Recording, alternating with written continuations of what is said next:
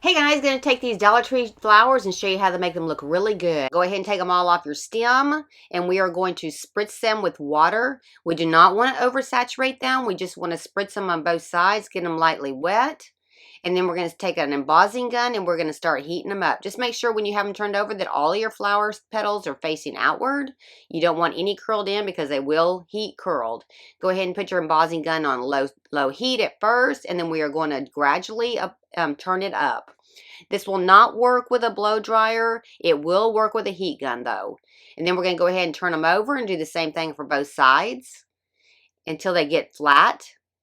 And it won't take very long. I did like 7 arrangements and I got all mine done, say, in about 30 minutes. Just make sure that you are using a heat-safe surface. Do not use your craft mat because it will melt it.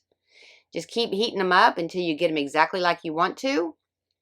And then we're going to go ahead and we're going to put them back on the stem, and we're going to do this to all the arrangements that we have. I'm not going to show you all the ones I did. This is just to show you how the process goes. Just keep heating them up, and you can do this with about any kind of flower from the Hobby Lobby, Michael's. I don't know if you can do this with a silk flower, so you may want to test it before you do it.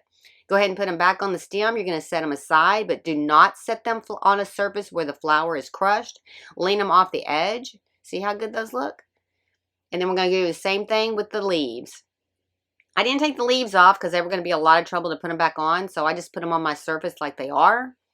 Just kept heating them up until they got flat. And they will get flat. Just keep heating them up.